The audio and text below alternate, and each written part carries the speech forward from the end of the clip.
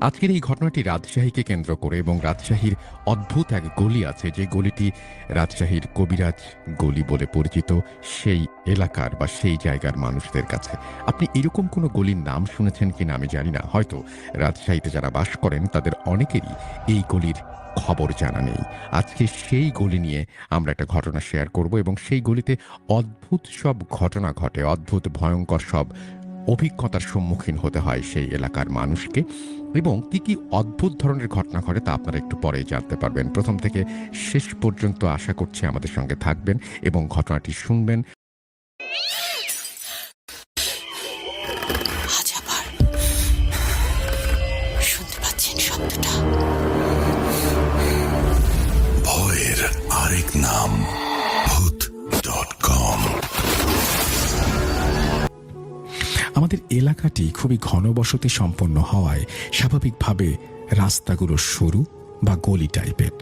আর এই গলিগুলোর মধ্যে আমার বাসার পাশ দিয়ে যে রাস্তাটা চলে গেছে সেটি একটু অস্বাভাবিক বা ভুতুড়ে, কারণ আমাদের বাসার একটি বাসার পর একজন প্রতিবেশী কবিরাজ ছিলেন। তিনি আবার সরকারি চাকরিও করতেন। তার দুটো ছেলে।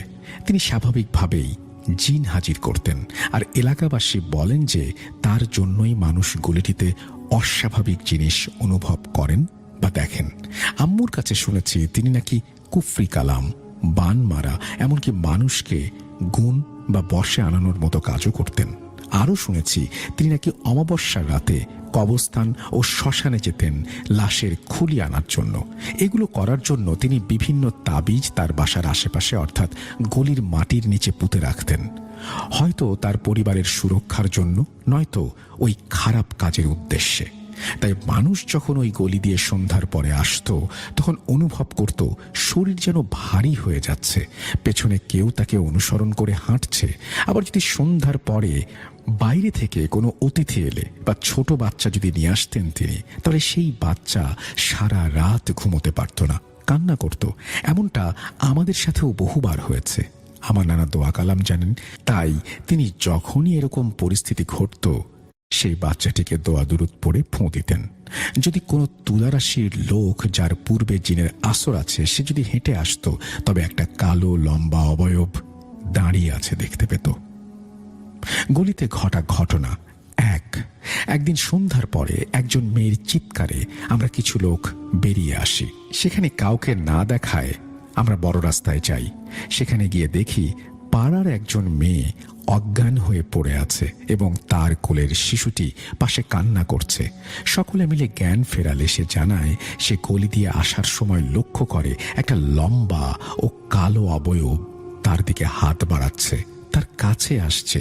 এটা সে সহ্য করতে পারেনি, তাই একটা চিৎকার দিয়ে দৌড় দিয়ে বড় রাস্তায় এসে অজ্ঞান হয়ে যায়। পরবর্তী ঘটনা, একদিন শীতের রাতে আমাদের এক প্রতিবেশী আন্টি তার মায়ের বাসা থেকে তালের পিঠা নিয়ে আসেন। তারপর সেগুলো ঘরে রেখে পানি আনার জন্য বড় রাস্তার দিকে যাবেন। এমন সময় তিনি দেখেন কুকুর আকৃতির কিন্তু অনেক বড় একটা প্রাণী ছুটতে ছুটতে আসছে। বলে রাখা ভালো, গলিগুলোতে কোনো লাইট ছিল না। কেউ নিজ উদ্যোগে লাগালেও 2-3 দিন পর কেউ না কেউ ভেঙে দিত। ভালোভাবে দেখতে না পাওয়ায় তিনি সেই প্রাণীকে কুকুর ভেবে বলেন, এই যা যা। পরক্ষণে প্রাণীটি তার উপরে ঝাঁপিয়ে পড়ে। ঘটনাটি আমার ঘরের জানালার পাশেই ঘটে। আমি তখন পরের দিনের পরীক্ষার প্রস্তুতি নিচ্ছি। আব্বু আমার কাছে, আমি শুনতে পাচ্ছিলাম তাদের কথোপকথন। হঠাৎ তিনি মুখ আটকে কান্না করতে করতে বাড়ির দিকে দৌড় শুরু করেন। আব্বু কান্না শুনে দৌড়ে বাইরে যায়। গিয়ে দেখেন আন্টিটি তার বাড়ির দরজায় মুখ ধরে কান্না করছেন আর হাত থেকে বেয়ে বেয়ে রক্ত পড়ছে। সেখানে তার স্বামী ও ছেলে মেয়ে রক্ত দেখে হতবাক হয়ে যায়। তাকে জিজ্ঞাসা করে কি হয়েছে, কোথায় কেটেছে। তিনি মুখ আটকে বলেন যে কুকুরের মতো কিছু একটা তাকে আক্রমণ করেছিল। আমার আব্বু মনে করেন হাতে কামড়িয়েছে, এই ভেবে হাত মুখ থেকে সরাতেই দেখলেন ভয়ঙ্কর দৃশ্য। প্রাণীটি তার মুখের ওপরে কামড় দিয়েছে এবং নাকের বাম পাশের অংশটি কেটে ঝুলছে, গল গল করে রক্ত পড়ছে। কি ভয়ঙ্কর দৃশ্য! তাকে মেডিকেল কলেজে নিয়ে যাওয়া হয়। মেডিকেল স্টাফ যারা ড্রেসিং করছিলেন মুখের অবস্থা দেখে কারণ জানতে চাইলে বলা হয় কুকুর কামড়েছে। তবে সেই লোকগুলো অবাক হয়, বলে এরকম কামড়ানো রোগী আমরা আগে পাইনি। পুনরায় নিশ্চিত হওয়ার জন্য বলে, আপনারা মিথ্যা বলছেন না তো? আসলেই সাধারণত কুকুর পায়ে কামড়ায় বা হাতে, ব্যাপারটা একটু অস্বাভাবিকই। আমার জানা মতে আমরা মুসলিমরা বিশ্বাস করি জিন নামক একটি জাতি আমাদের সাথেই বাস করে, আর তারা যে কোনো প্রাণীর দেহে প্রবেশ করতে পারে। পরদিন মেডিকেল থেকে সেলাই করে এবং ভ্যাকসিন দিয়ে ছেড়ে দেয়া হয়। বাসায় আনলে জানতে পারি 13টা সেলাই পড়েছে। এছাড়াও হাতে মুখে আঁচড়ের চিহ্ন তো ছিলই। আমি যখন তাকে দেখি উপলব্ধি করি এভাবে আক্রমণ সাধারণ কুকুরের কাজ নয়। বর্তমানে তিনি সুস্থ আছেন। পার্ট 2, কবিরাজের পরিণতি। খারাপ কাজের পরিণতি কখনোই ভালো হয় না। এই কবিরাজ আমাদের এলাকার অনেক অর্থ সম্পদ অর্জন করেছিল, কিন্তু ভোগ করতে পারেনি। কেন এরকম বলছি শুনুন। তিনি যখন তার বৃদ্ধ জীবনের শুরু করবেন তখনই তিনি মানসিক ভারসাম্য হারান। ছোট বাচ্চা প্রতিবন্ধী হলে যেরকম আচরণ করে তিনিও একই রকম আচরণ করতেন। শুনেছি জিনদের কোনো একটা উদ্দেশ্য পূরণ করতে না পারায় তারা তার এই পরিণতি করেছে। তার পরিবারের লোকজন হয়তো জানতো কেন তিনি এরকম করছেন, সেজন্য হয়তো ডাক্তার দেখিয়ে অর্থ অপচয় করেননি। ইতোমধ্যে তাদের পরিবারের লোকজনগুলোর মধ্যে এক ধরনের পরিবর্তন এলাকাবাসীরা লক্ষ্য করেন। পরিবর্তনটি হলো তারা হঠাৎ করেই অত্যাধিক কৃপণতা শুরু করে। এটা বলার কারণ তারা পূর্বে এমন ছিল না।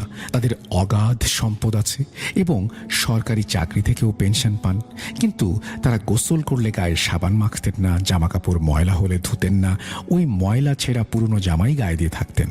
তারা এতটাই অপরিষ্কার থাকতেন যে শরীর থেকে দুর্গন্ধ ছড়াতো। মানুষ তাদের পাশে দাঁড়াতে পারবে না। এরপর কবিরাজের ছেলেদের সংসারও ভেঙে যায়। অথচ তারা দুই ভাই নিজেরা ভালোবেসে পছন্দ করে বিয়ে করেছিল এবং তাদের দুইজনের 10-12 বছরের সন্তানও ছিল। বড় ভাইয়ের 2টা মেয়ে এবং ছোট ভাইয়ের 1টা মেয়ে। তারা কেউই তাদের বাবার সাথে থাকে না। এদিকে কবিরাজের ছোট ছেলে নেশার জগতে পা বাড়ায় এবং বড় ভাই ঝগড়াটে স্বভাবের হয়ে যায়। প্রায়ই তাদের ঝগড়া হতো। কবিরাজের বড় ছেলে তার মাকে শারীরিকভাবে নির্যাতন করত, অর্থাৎ যখনই ঝগড়া লাগত সে তার মাকে মারত। এমনকি একদিন সে তার মায়ের হাতে বটি দিয়ে আঘাত করে রক্তাক্তও করেছিল। যতদিন যায় কবিরাজের মানসিক অবস্থা তত খারাপের দিকে যায়। একসময় এমন হলো যে তিনি হুটহাট বাড়ি থেকে চলে যেতেন এবং বাইরে পাগলের মতো ঘুরে বেড়াতেন। কিছু সময় তাকে ঘরে বন্ধ রাখতে বাধ্য হন তার স্ত্রী। রাস্তায় পড়ে থাকা সিগারেটের ফিল্টার দিয়ে টান দিত। এরপর তারা আমাদের পাশে থাকা বাড়িটি মেরামতের জন্য ছেড়ে দেয় এবং সেখান থেকে সামান্য দূরে তাদের আরেকটা বাড়িতে ওঠে। সেখানে যাওয়ার কয়েক বছর পর কবিরাজের ছোট ছেলের 2টা কিডনি নষ্ট হয়ে যায়। সে তার জীবনের শেষ সময়টুকু নামাজ কালাম পড়ে কাটাচ্ছিল, কিন্তু কোনো এক পারিবারিক ঝগড়ায় তার বড় ভাই তাকে শাবল দিয়ে আঘাত করে এবং রক্তাক্ত করে। কবিরাজের ছোট ছেলে পুলিশকে সব জানায় এবং পরে মারা যায়। কবিরাজের বড় ছেলে জেল খাটে। হঠাৎ কবিরাজের স্ত্রী স্ট্রোক করে। তাকে মেডিকেলে নিয়ে যাওয়া হয়। তার হাঁটা চলা কথা বলা বন্ধ হয়ে যায়, শুধু শুয়ে থাকতেন। এই অবস্থায় কবিরাজ তখনও বাসায় বন্দী। তার ছোট ছেলের মেয়ে তাকে খাবার দিতে যেত। কবিরাজের দিন এতটাই খারাপ হয়ে যেতে শুরু করলো যে সে বাড়িতে একা। তার অসুস্থতায় তার পাশে কেউ নেই। একদিন বৃদ্ধ কবিরাজের কি যেন হয়। সে তার স্ত্রীর নাম ধরে রাস্তার পাশের জানালায় আর্তনাদ করতে করতে স্ট্রোক করে এবং দরজা জানালা তালা বন্ধ থাকায় কেউ ভেতরে ঢুকতে পারছিল না। পর মুহূর্তে তার নাতনি আসে এবং কবিরাজকে মেডিকেলে ভর্তি করে। এর 5 দিন পর কবিরাজ মৃত্যুবরণ করেন। কবিরাজ অনেক বছর যাবৎ এরকম ভারসাম্যহীনভাবে পড়েছিলেন। তার স্ত্রী যতদিন তার সেবা করেছিল সে কমপক্ষে বেঁচে ছিল, কিন্তু তার স্ত্রী মেডিকেলে থাকায় সে একা হয়ে পড়ে। কবিরাজের মৃত্যুর 1 সপ্তাহ পর তার স্ত্রীও মারা যায়। ব্যাপারটা অদ্ভুত লেগেছে আমার, জানি না সবার কেমন লেগেছে। বর্তমানে যে যার ভাগের সম্পদ পেয়েছে এবং জীবনযাপন করছে, কিন্তু যারা এই সম্পদ করেছিল তারাই তো ভোগ করতে পারল না এবং পাপের শাস্তি দুনিয়া থেকেই হলো। তাদের প্রথম বাড়িটি ভেঙে মেরামত করে ভাড়া দেয়া হয়, কিন্তু কবিরাজের অপকর্মের স্থান প্রথম বাড়িটিতে ওই সব জিনের আসা যাওয়া বা বসবাস এখনো আছে। এটা বলার কারণ শুনুন তাহলে। পাশের বাসা থেকে একজন ভাড়াটিয়া নামাজি মহিলা ওই বাসায় ওঠেন। একদিন তাকে একটা জিন ভর করে। হুজুর তাকে জিজ্ঞেস করেন মহিলাটিকে কেন সে ধরেছে।